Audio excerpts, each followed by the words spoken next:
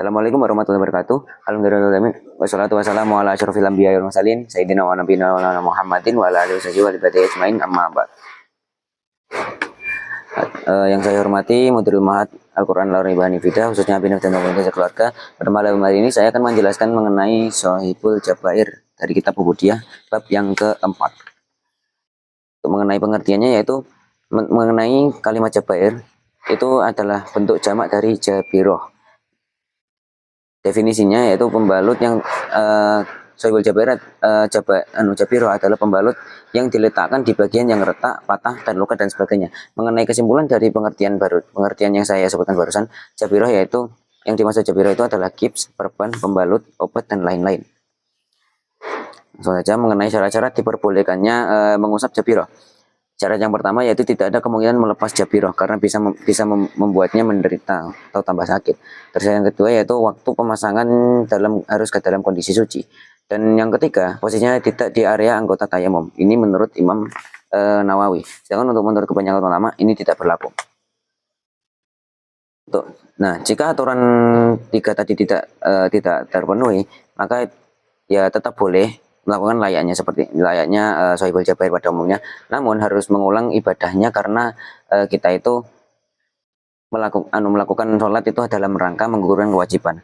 Namun kita mempunyai utang karena kita tidak mempunyai kita tidak memenuhi syarat-syarat tersebut.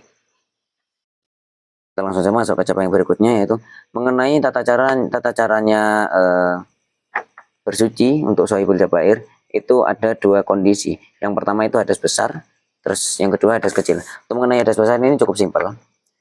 Boleh kita ada dua cara.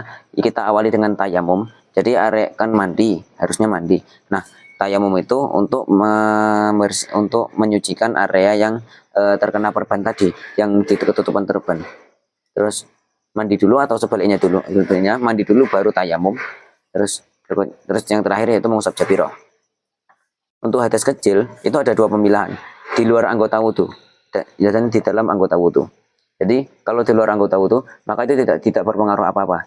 Ya maksudnya aman. Jadi wudhu seperti biasa saja. Nah, bagaimana jika di dalam anggota wudhu? Jika di dalam anggota wudhu maka ya simpelnya itu kita wudhu seperti biasa. Namun jika ada kan pertama niat, terus membasuh muka, membasuh tangan sampai siku-siku, mengusap sebagian kepala, membasuh kaki sampai mata kaki, terus tertib. Nah, jika di antara enam rukun ini mungkin anggota wajahnya, anggota tangan, anggota kepala, anggota kakinya itu ada yang Jabiroh, maka pada rukun tersebut harus tayamum terlebih dahulu untuk melanjutkan rukunnya. Jadi kita itu melakukan kegiatan bersuci di dalam kegiatan bersuci seperti itu. Jadi semisal katakanlah bagian yang terluka itu tangan kita. Nah, maka ketika kita niat membasuh muka terus membasuh tangan. Nah, ketika masuk ke rukun membasuh tangan ini diganti tayamum karena ya dibalut oleh perban itu sendiri. Terus mengenai catatan dari bab Shohibul Jabair. Nah, mengenai cara bersuci yang sebenarnya itu sesuai sebabnya. Itu hadas kecil atau hadas besar. Kalau hadas kecil kan wudhu, terus hadas besar kan mandi. Tayamum itu hanya sebagai pengganti anggota yang kena perban atau pembalut itu sendiri. Terus pengusapan air di Jabiroh itu berfungsi untuk pengganti tidak terbasuhnya anggota tayamum yang tidak terjangkau atau tertutup Jabiroh.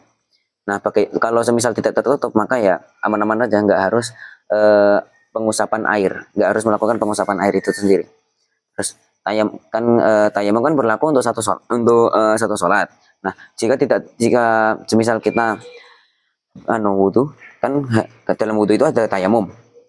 Kalau semisal kita ketika wudhu itu tidak berada, ketika setelah sholat itu masuk waktu berikutnya, nah itu tidak berhadas, maka kita tidak perlu mengulangi langkah-langkah tadi, kita cukup mengulangi tayamumnya saja. Nah, jika kita setelah sholatnya Shohibul Jabair yang ada tayamumnya itu, nah maka harus diulangi semuanya. Jadi ketika kita sholat tapi ada ya ibaratnya Shohibul Jabair ada tayamumnya, ada tayamumnya, maka itu harus kan tayamum kan berlaku untuk satu sholat. Nah, jika dalam satu sholat itu eh, pada sholat berikutnya dia berhadas, maka harus diulangi semuanya dari wudhunya, terus tayamumnya, terus tadi rukun-rukunnya. Nah, itu harus diulangi dari awal. Sekian presentasi Dayat mengenai mengenai bab 4 dari kitab putih, yaitu Shahihul Jabair atau orang yang memakai perban dan atau pembalut. Kurang lebihnya mohon maaf. Assalamualaikum warahmatullahi wabarakatuh.